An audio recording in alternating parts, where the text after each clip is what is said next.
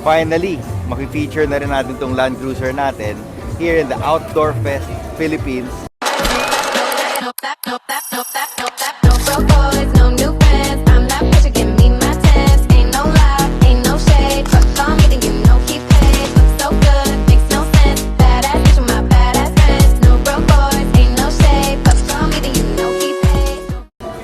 Naka-showcase tayo ngayon alongside with all our products na 20% off. Sila TJM1, mga option, waterport, row, mountain top, just exclusively for these events. But that's not the focus. This is a very long video or kind of long video para ma-feature lang natin itong beloved build natin, which was featured also, actually showcased also in the Manila Auto Salon. Ito yung number 1 na Land Cruiser apart from all the Land Cruisers sa Manila Auto Salon. So,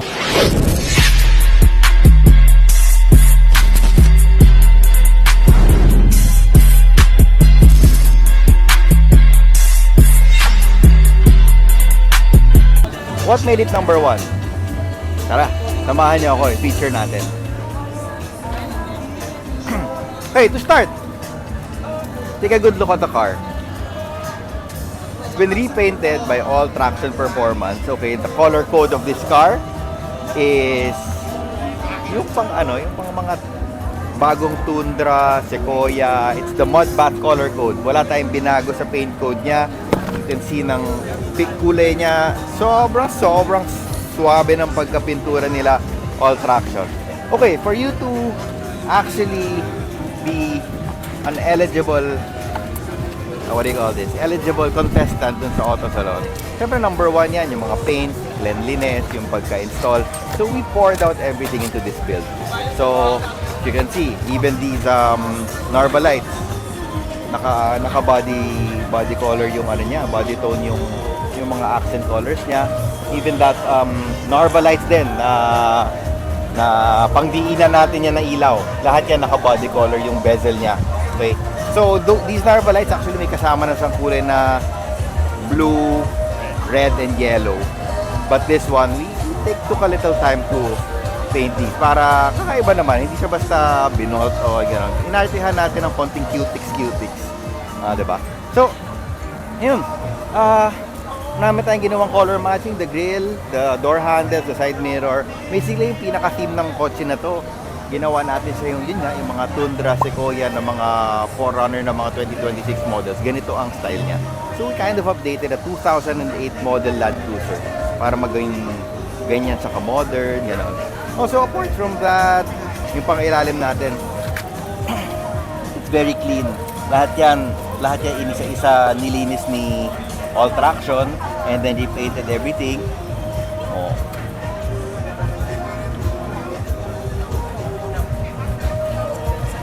Upon repainting everything, so syempre strinip down natin, binaba natin yung mga gamit, linis isa-isa, mga tornilyo, mga ganon. So lahat yon kailangan detalyihin natin for this one to actually be eligible for any award in the Auto Salon. Okay?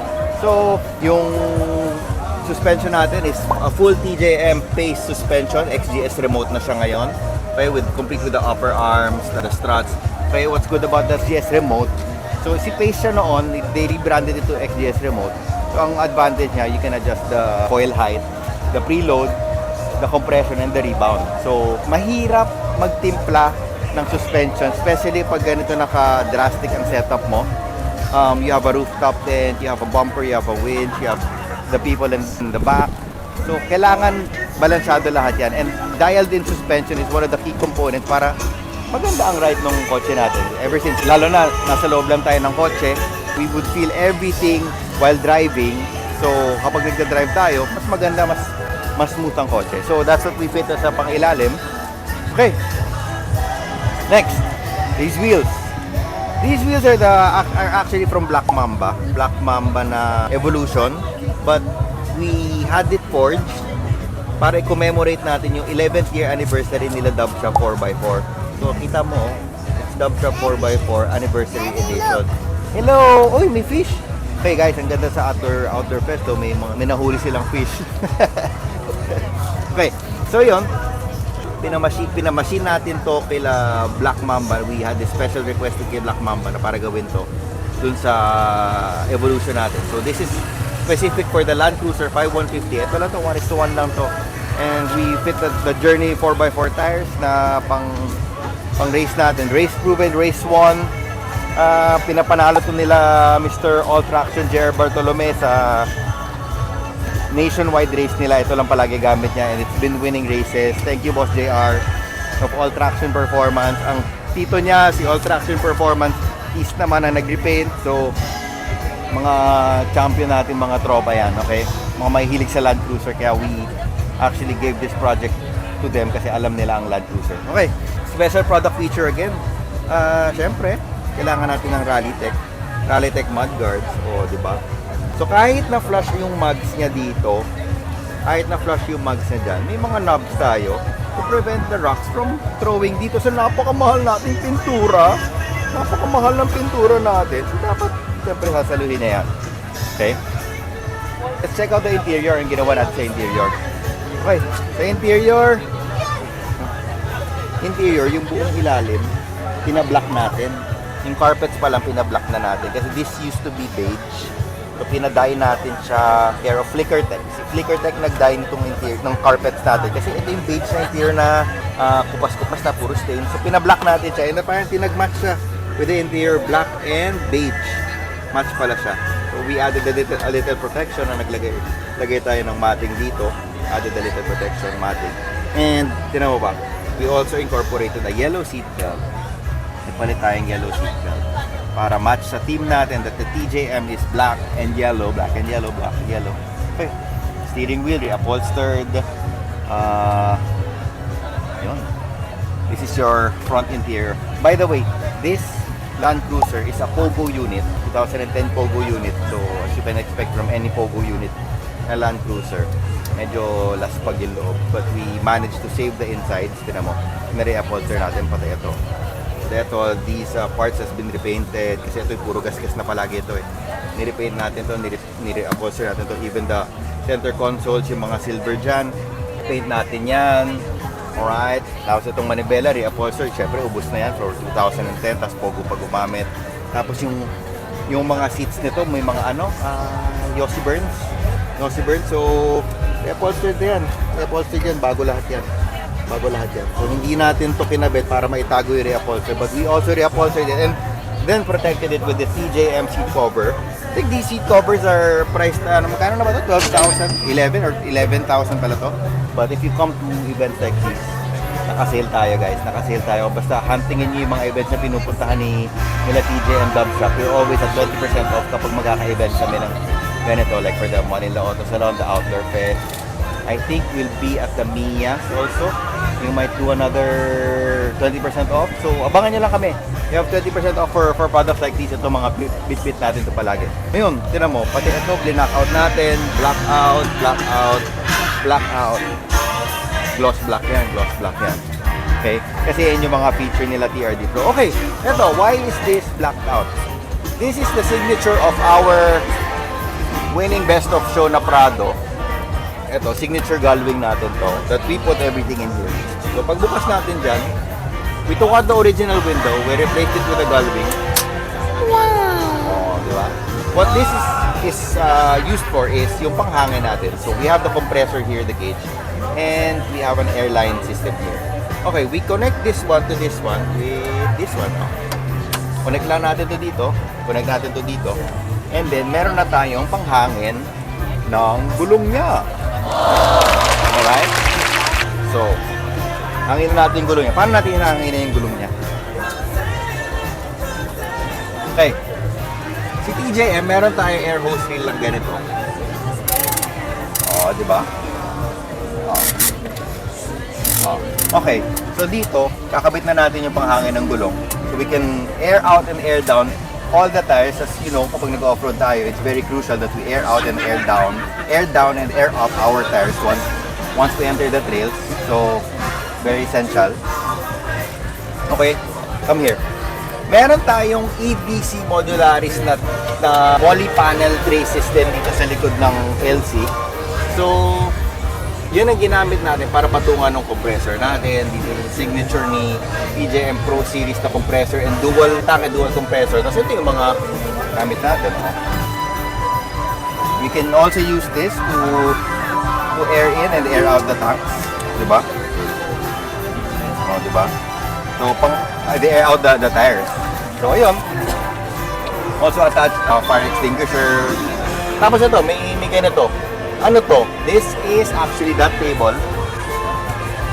This is that table. This table can be folded up. Pwede ilagay doon. Tapos ito, sabitan ng mga plates natin, mga spoon and fork natin. All of this can collapse and be put there. Okay? Pag nilagay mo yan dyan, it sits flushly there. Okay? Meron din tayong drawer system na kinabit. Care of Adventure Kings. Right, Mr. Joel Felder, thank you very much for this drawer system. Okay. You can see this drawer system is also a kitchen. Oh. Pwede mo ilagay yung lutuan mo dito, tapos mga butanes, everything, tapos dito, meron special compartment dito ilalim. Oh. Mga utensils natin, pwede dito. And this one is also a stainless chopping board. Pwede ba tayo mag-chop dito, luto tayo dito. Ayun. And then, what else? Ito naman is our drawer for some tools, stuff like that. Pero ito mga nilagay natin yung mga covers ng LED natin para hindi tayo mahuli. May mga blackout covers yan eh. Yung mga LED natin has blackout covers. So, oh, di ba? Blackout covers yan. Parang walang huli yan. TJM yan, sir. Alright? What else? Ito.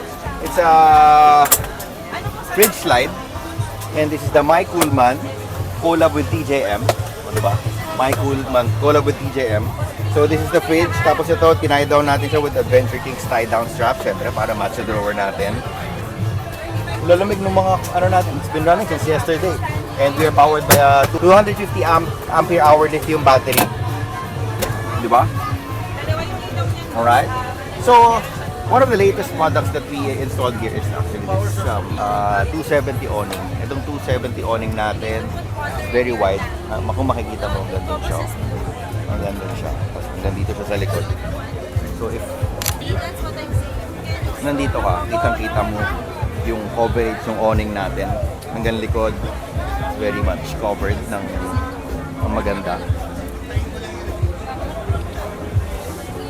And then on this side naman, we fitted it with a TJM Alora rooftop tent. I think this is the aluminum rooftop tent that fits perfectly on top of this LC.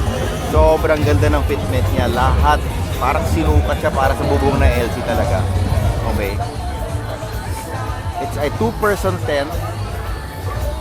Diyos ko, pati kulay nitong build na to, match lahat. Yung kulay nito, yung kulay nito, yung kulay ng kotse, yung kulay ng fridge, match lahat. Parang terra lahat. Parang masyadong OC yung pagkabuo ng coaching to. Tapos yung even the wheels match everything perfectly. I'll also show you na nagkabit tayo ng exhaust. Our exhaust is actually the HKS. We have the HKS for the Montero, Hilux, the common SUVs and the Tamaraws. But for this one, wala tayong specific for this one. Since wala tayong specific for this one, we called some of our friends to actually edit HKS exhaust para mag-cash siya dito. And guys, yung tunog niya, wild. Papakita namin later. Medyo maingay pa pag medyo tahimik na. Pakita namin yung tunog. Meanwhile,